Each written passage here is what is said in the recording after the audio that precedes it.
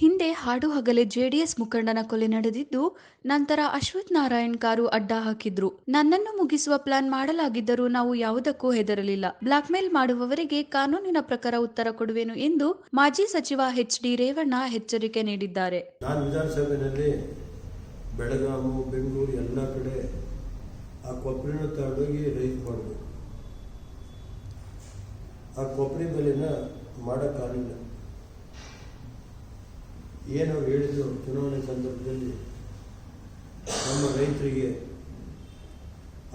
ಹೇಳಿಕೆ ಕೊಟ್ಟಂಥ ಕಾಂಗ್ರೆಸ್ಸಿನ ಮುಖಂಡರು ಅದನ್ನು ಮಾಡೋಕ್ಕಾಗಲಿಲ್ಲ. ಇವತ್ತು ಜನಕ್ಕೆ ಚುನಾವಣೆ ಗೆಲ್ಲಕ್ಕೋಸ್ಕರ ಅವತ್ತು ಒಂದು ಆಶ್ವಾಸನೆ ಕೊಟ್ಟ ಮೇಲೆ ಉಸಿರೇ ಇಲ್ಲ ಅಂತ ಗೊತ್ತಾಯ್ತು ಸರ್. ಆಮೇಲೆ ಈಗ ಅವರು ವಿಧಾನಸಭೆಯಲ್ಲೇ ಶಿವಾನಂದ ಪಾಟೀಲ್ ನಮ್ಮ ಮಂತ್ರಿ, ಯಾರು ನಮ್ಮ ಕೈಲಲ್ಲ ದೇವೇಗೌಡರು ಕರ್ಕೊಂಡು ನೀವೇ ಮಾಡ್ಕೊಂಡು ಅಂತ ಒಂದು ಲೆಟ್ರನ್ನು ಕೊಟ್ಟರು ಕೇಂದ್ರ ಸರ್ಕಾರ. ನಮ್ಮ ಕೈಲಿ ಮಾಡೋಕ್ಕಾಗಲ್ಲ. ಗೊತ್ತಾಯ್ತು ಸರ್. ಇವತ್ತು ದೇವೇಗೌಡರನ್ನ ಕರ್ಕೊಂಡೋಗಿ ನಾನು, ಚಂದ್ರಪಟ್ಟ ಬಾಲು, ಪ್ರಜ್ವಲ್ ರೇವಣ್ಣವರು, ಕುಮಾರಸ್ವಾಮಿಯವರು ಹೋಗಿ ಕುಮಾರಸ್ವಾಮಿಯವರು ಒಂದು ಮಾತು ಹೇಳಿದರು, ಇದೇನಾದ್ರು ಮಾಡದೆ ಹೋದರೆ ನಾನೇ ಅರಸೀಕೆರೆಯಿಂದ ತುಮಕೂರಿಗೆ ಕಾಲ್ನಡಿಗೆಯಲ್ಲಿ ನಾನು ಒಂದು ಜಾತ್ರೆ ಮಾಡಿ ಸರ್ಕಾರಕ್ಕೆ ಎಚ್ಚರಿಕೆ ಪಡಿಸ್ತೀನಿ ಅಂತ. ದೇವೇಗೌಡರು, ಕುಮಾರಸ್ವಾಮಿಯವರು, ನಾನು, ಪ್ರಜ್ವಲ್ ರೇವಣ್ಣ, ಬಾಲಕೃಷ್ಣ ಅವರು ಹೋದ ತಕ್ಷಣ ಪಾಪ ಪ್ರಧಾನಮಂತ್ರಿಗಳು, ಕೇಂದ್ರದ ಅಗ್ರಿಕಲ್ಚರ್ ಮಿನಿಸ್ಟರ್ ಆದಂಥ ಈಗ ಮುಂದೆ ಮತ್ತು ನಮ್ಮ ರಾಜ್ಯದ ಅಗ್ರಿಕಲ್ಚರ್ನ ಒಂದು ಪಾರ್ಟ್ ಮಿನಿಸ್ಟರ್ ಆದಂಥ ಶೋಭಾ ಕರಂದ್ಲಾಜೆ ಪ್ರೈಮ್ ಮಿನಿಸ್ಟರು ದೇವೇಗೌಡರು ಹೇಳಿದ ತಕ್ಷಣ ಮುಂದಿನ ವಾರದಲ್ಲೇ ಕ್ಯಾಬಿನೆಟ್ಟಿಗೆ ತರ್ತೀನಿ ಅಂತೇಳಿ ಕ್ಯಾಬಿನೆಟ್ಟಿಗೆ ತಂದು ಮುಂಡೆಯವರಿಗೂ ದೇವೇಗೌಡರು ಲೆಟರ್ನ ಬರೆದು ಈಗ 12,000 ರೂಪಾಯಿ ಮಾಡಿದ್ದಾರೆ. ಈಗ ಅದಕ್ಕೆ ನಾನು ಪ್ರಧಾನಮಂತ್ರಿಗಳಿಗೆ, ಕೇಂದ್ರ ಸರ್ಕಾರದ ಮುಂದೆ ಅಗ್ರಿಕಲ್ಚರ್ ಮಿನಿಸ್ಟ್ರಿಗೆ ಮತ್ತು ಶೋಭಾ ಕರಂದ್ಲಾಜೆ ಮತ್ತು ಇದೆಲ್ಲಕ್ಕಿಂತ ದೇವೇಗೌಡರು ಆ ಥರದೇ ದೇವೇಗೌಡರು ಇದಕ್ಕೋಸ್ಕರ ಇವತ್ತು ಪ್ರಧಾನಮಂತ್ರಿಗಳು ದೇವೇಗೌಡರು, ಕುಮಾರಸ್ವಾಮಿಯವರು ನಾವು ಹೋಗಿ ಇದು ಮಾಡಿದ ಮೇಲೆ ಸಂಜೆ 12,000 ರೂಪಾಯಿ ಮಾಡಿದ್ರು. ಗೊತ್ತಾಯ್ತಾ? ಅದು 20ನೇ ತಾರೀಕಿಂದ 20 ಕ್ವಿಂಟಾಲ್ ರೈತರ ಹತ್ರ ತಗೊಳ್ಳೋದು ಅಂತ ಮಾಡಿದ್ದಾರೆ. ಗೊತ್ತಾಯ್ತು ಸರ್.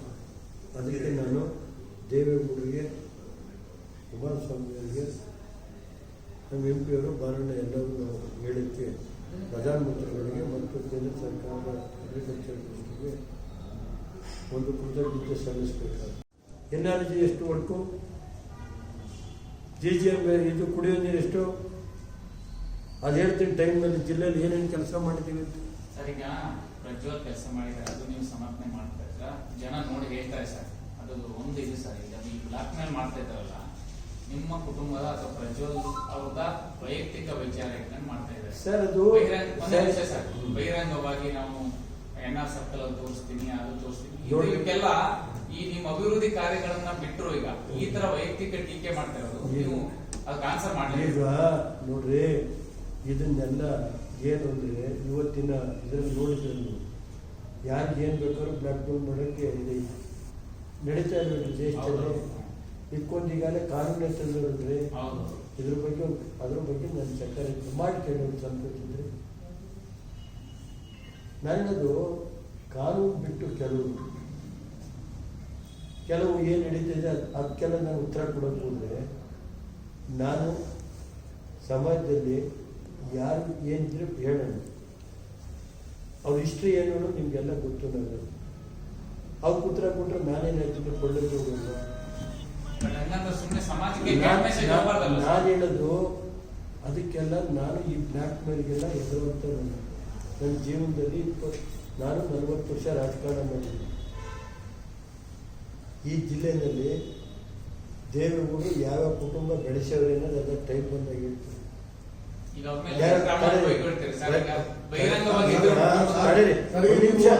ಒಂದು ನಿಮಿಷ ಹೇಳಿ.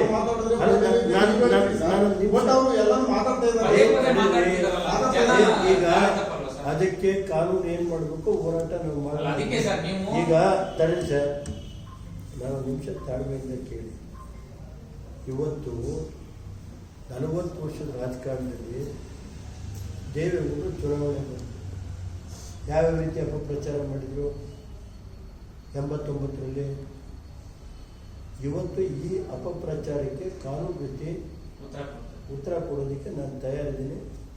ಎಲ್ಲಿ ನಾನು, ಏಕೆಂದರೆ ಅವಕ್ಕೆ ನಾನು ಉತ್ತರ ಕೊಡೋಕ್ಕೂ ಇಲ್ಲಿ ನಾನು ಅದು ಕಾನೂನ ನಮ್ಮ ತಜ್ಞರ ಜೊತೆ ಮಾತಾಡಿ ಜನರಿಗೆ ಕೆಟ್ಟ ಮೆಸೇಜ್ ಈಗ ನೋಡ್ರಿ ಚಿಟ್ಕಿ ಹೊಡೆದ್ಬಿಟ್ಟು ರೇವಣ್ಣ ಅಂತ ಏಕವಚನದಲ್ಲಿ ಮಾತಾಡ್ತಾರಲ್ಲ. ನೀವು ನಾವು ಉತ್ತರ ಕೊಟ್ಟ ನೀವು ಉತ್ತರ ಕೊಡಲ್ಲ ಅಂತ ಹೇಳ್ತೀರಿ ಸರ್. ಅವರು ಚಿಟ್ಕಿ ಹೊಡೆದು ಏಕವಚನದಲ್ಲಿ ಮಾತಾಡ್ತಾರಲ್ಲ ಸರ್. ಚಿಟ್ಕಿ ಅದಕ್ಕೆ ಪೋಲಿ ಮಾಡೋದಕ್ಕೆ ನಾನು ಹೇಳಿದ್ರಿ. ನಾನು ಅದಕ್ಕೆಲ್ಲ ನಾನು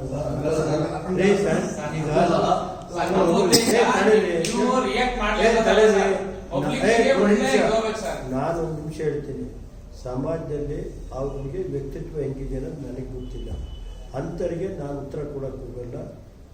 ನಮ್ಮ ಸಮಾಜ, ನಮ್ಮ ಕುಟುಂಬಕ್ಕೆ ಏನಾದ್ರು ಈ ಥರ ಬೇಕು ಅಂತ ಡ್ಯಾಮೇಜ್ ಮಾಡೋಕ್ಕೆ ಹೋದರೆ ಚುನಾವಣೆ ಸಂದರ್ಭದಲ್ಲಿ ನಾನು ಹೇಳಿದ್ದೀನಿ. ನನ್ನ ಬಗ್ಗೆ ಏಕವಚನದಲ್ಲೇ ಎಂಥದೋ ಅದೇನೋ ಹೇಳಿದ್ರು ಅಂತ ಈಗ ಹೇಳಿದ್ದೆ ನಾನು. ಎಂಥದಪ್ಪ ಅವರು ನಮ್ಮ ಹತ್ರ ಚಿಟಿಕೆಲ್ಲ ಇನ್ನೊಂದು ನಾನು ಹೇಳಿದ್ದೆ ಈಗ ಪೋಲಿ ಅಂತಾನೆ ಕೊಂಡು ಎಂತ ಅಂತ ಹೇಳೋದು ನಾನು ಕೇಳಿದೆ. ನಾನು ಅಂಥವಕ್ಕೆಲ್ಲ ನಾನು ಉತ್ತರ ಕೊಟ್ಟಾಯ್ತದೆ, ಕೊಡಕ್ಕೆ ಹೋದ್ರಾಯ್ತದೆ.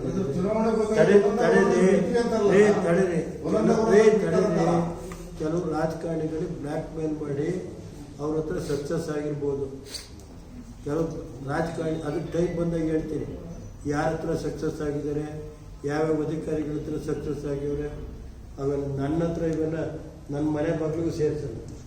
ನನ್ನ ಮನೆ ಬಾಗಿಲಿಗೂ ನಾನು ಕೇಳಿದೆ.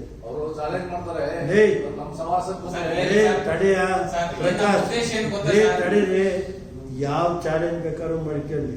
ನಾನು ಇಂಥವ್ರಿಗೆಲ್ಲ ಕೇರ್ ಮಾಡೋ ಕ್ವಶನ್ ಇಲ್ಲ.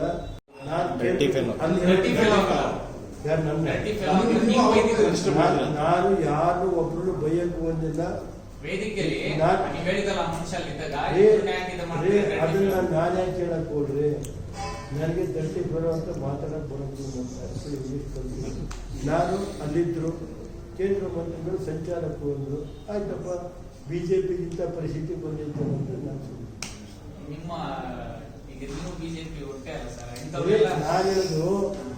ಈಗ ಅವ್ರು ರಾಜ್ಯ ಭಟ್ರು ಇಂಥಲ್ಲೇ ಇಟ್ಕೋಬೇಕು, ನಾನೇನ್ ಮಾಡ್ಕೊಳ್ತೀವಿ, ನಾವೇನ್ ಮಾಡೋದಿದ್ವಿ. ನಾವು ಈಗ ಅಲ್ಲಿ ಸಂಚಾಲಕರು ಮಾಡಿದ್ದೀವಲ್ಲಪ್ಪ, ಅಲ್ಲಿ ಮಿನಿಸ್ಟರ್ ದೀಪ ಹಚ್ಚಿ ನಾನು ಹಚ್ಚಲ್ಲ. ನಾನು ದೀಪ ಹಚ್ಚಕ್ಕೆ ಹೋಗಿಲ್ಲ. ಪ್ರೋಟೋಕಾಲ್ ಮೇಂಟೈನ್ ಮಾಡಬೇಕು. ಪ್ರೋಟೋಕಾಲು ಮೇಂಟೈನ್ ಆದರೂ ನಾನು ಯಾರು ನೀಡ್ಬೇಕು. ನನ್ನ ಕಾನ್ಸ್ಟಿಟ್ಯೂನ್ಸಿಲ್ ಮಾಡಿದಾಗ ಒಬ್ಬ MP ಕರಿಬೇಕಲ್ವೇಳ್ರಿ, ಒಬ್ಬ ರಾಜ್ಯಸಭಾ ಮೆಂಬರ್ ಇಲ್ಲಿ ದೇವೇಗೌಡರು ಕರಿಬಾರ್ದ, MLC ಕರಿಬಾರ್ದ ಸರ್? ಅವ್ರು ಹೇಳಿದ್ದು ದೀಪ ಹಚ್ಚೋದಕ್ಕೆ ನಾನೇ ನಾನು ಕರೀಲಿಲ್ಲ. ನಾನೇನು ಅದಕ್ಕೆ ನಾನು ಮರ್ಯಾದೆ ನಾನು ಗೌರವ ಕೊಟ್ಟಿಲ್ವಾ? ಈಗ ಅಲ್ಲಿ ನಾನು ಅಲ್ಲೇ ಬಾಯ್ಕಾಟ್ ಮಾಡಿ ಬಂದಿದ್ದೆ. ಕೇಂದ್ರದ ಮಂತ್ರಿ ಇದಾಗ್ತಾ ಇರಲಿಲ್ವಾ? ಮುಜುಗರ ಆಗೋದೇ ಇಲ್ವೋ? ಅಲ್ಲೊಂದು ಹೇಳಿಕೆ ಕೊಟ್ಬಿಟ್ಟು ನೀವು ಪ್ರೋಟೋಕಾಲ್ ಬಿಟ್ಟು ಮಾಡ್ತಾ ಇದ್ದೀರಿ ಸ್ವಾಮಿ ಅಂತ ಹೇಳಿ ಬಂದಿದ್ರೆ ಮಂತ್ರಿಗಳಿಗೆ, ಕೇಂದ್ರದ ಮಂತ್ರಿಗಳಿಗೆ ಇದಾಗ್ತಾ ಇರಲಿಲ್ವೇನ್ರಿ? ಕೇಂದ್ರ ಮಂತ್ರಿಗಳಿಗೆ ಇದಿಲ್ವಾ? ಸರ್, ಈಗ ಒಟ್ಟಾರೆ ಈ ಬ್ಲಾಕ್ ಮೇಲ್ ಗಳಿಗೆ ನಿಮ್ಮ ಉತ್ತರ ಏನು ಸರ್? ಸರ್, ನಾನು ಕಳೆದ 3 ವರ್ಷದಿಂದ 5 ವರ್ಷದಿಂದ ನಡೀತಾ ಇದೆ ಸರ್. ಸರ್, ಈಗ ಇದು ಕೆಲವು ಶಕ್ತಿಗಳು ಇದ್ರ ಜೊತೆ ಇದೆ. ದೇವೇಗೌಡರು ಕುಟುಂಬನ ಮುಗಿಸ್ಬೇಕು, ಇದು ಜನತೆ ಮುಗಿಸ್ಬೇಕು, ದೇವ್ರು ಮುಗಿಸ್ಬೇಕು ಹೊರತು ದೇವೇಗೌಡರ ಕುಟುಂಬನ ಇಂಥರಿಂದ ಈ ಬ್ಲ್ಯಾಕ್ ಮೇಲ್ಗಳಿಂದ ಮಾಡೋಕ್ಕಾಗಲ್ಲ. ಇವಕ್ಕೆ ಕಾನೂನು ರೀತಿ ಏನೈತೆ ನಾನು ಮಾಡ್ತೀನಿ. ಕಾನೂನು ರೀತಿ ನಾನು ಕಾನೂನು ತಜ್ಞರ ಜೊತೆ ಇದ್ದೀವಿ, ಮಾತಾಡ್ತೀವಿ. ಯಾರು ಬೇಕಾದ್ರೂ ನಾವೇನೇ ಈ ಜಿಲ್ಲೆಯಲ್ಲಿರ್ಬೋದು, ರಾಜ್ಯದಲ್ಲಿರ್ಬೋದು, ಬೇನಾಮಿ ಆಸ್ತಿ ಇದ್ದರೆ ಅಥವಾ ಯಾವುದಾದ್ರು ಬಡವರಿಗೆ ನಮ್ಮಿಂದ ಅನ್ಯಾಯ ಆಗಿದ್ದರೆ ಅದನ್ನು ಕೂಡಲೇ ಕೆಲವರು ಪ್ರಜ್ವಲ್ ಹತ್ರ ಇದ್ದರು. ಈಗ ಅವ್ರ ಯಾರು ಕಾರು ಓಡಿಸ್ತಾರೆ? ಪ್ರಜ್ವಲ್ ಕಾರು ಓಡಿಸ್ತಾ ಇದ್ದಾರೋ ಹೇಳ್ತೀನಿ. ನಾಳೆ ಇನ್ವೆಸ್ಟಿಗೇಷನ್ ಮಾಡಬೇಕು. ಆಯ್ತು ನಡಿ ಸರ್. ಕೊನೆಯದಾಗಿ ಏನ್ ದ್ವೇಷ ಸರ್ ನಿಮ್ಮೆಲ್ಲ ದೇವರಾಜ್ ಸರ್, ಒಂದು ನಿಮಿಷ ಏನಿದೆ ಸರ್ ಅಂದರೆ ನನ್ನ ಹತ್ರ ಬಂದು ಯಾರನ್ನೋ ಮೂರು ಮೂರ್ತಿಗಳು ಕಳಿಸಿದ್ರು. ಅದ್ಯಾರು ನಾಗರಾಜ ಮನೆ ಹತ್ರ ತಿರುಗಿದ್ರು ಅಂತ ಏನೋ ಹೇಳ್ತಾ ಹಾ ಇದ್ದಾರೆ. ಸರ್, ನೀವು ಕಳಿಸಿರಿ ಅಂತ. ಸರಿ, ನಾನು ಯಾಕೆ ಕಳ್ಸಕ್ ಹಾ, ಹೇಳಿ ಸರ್. ನನ್ನ ಜೀವನದಲ್ಲಿ ಯಾಕೆ ಕಳ್ಸಕ್ ಹೋದ್ರಿ? ನನ್ನ ಹತ್ರ 4 ಸರಿ ಬರೋದು ನಾವು ಯಾರೋ ಕಳ್ಸೋದು. ನೋಡಪ್ಪ, ನನಗೆ ಈಗ ಕೋರ್ಟಿಂದ ದುಡ್ಡು ಕೊಡ್ತೀವಿ, ವಾಪಸ್ ತಿರ್ಗಿ. ಬೇರೆ ಇನ್ನೊಬ್ಬ ಬಾಕಿ ಏನು ಮಾಡ್ತೀರಿ? ನಾನು ಯಾರನ್ನು ರಾಜ್ಯ ಹೋಗಲಿಲ್ಲ. ಇದಕ್ಕೆ ಇಂಥ ಯಾರೊಬ್ರು ಲೀಡ್ರು, ನಮ್ಮ ಜಿಲ್ಲೆ ಒಬ್ಬ ಲೀಡ್ರೆ, ಅವ್ರು ಯಾಕೋ ಇವನಿಗೆ ದುಡ್ಡು ಕೊಟ್ಟು ವಾಪಸ್ ತೆಗೆಸಿದ್ರು ಕೇಸ್. ನನಗೆ ಹೇಳಿದ್ರು ಏನಾದ್ರು ಕೊಟ್ಬಿಡಿ, ನಾನು ಇಂಥದ್ದೆಲ್ಲ ಕೂಡ ಹೋಯಾತಿಗೆ ಅಂತ.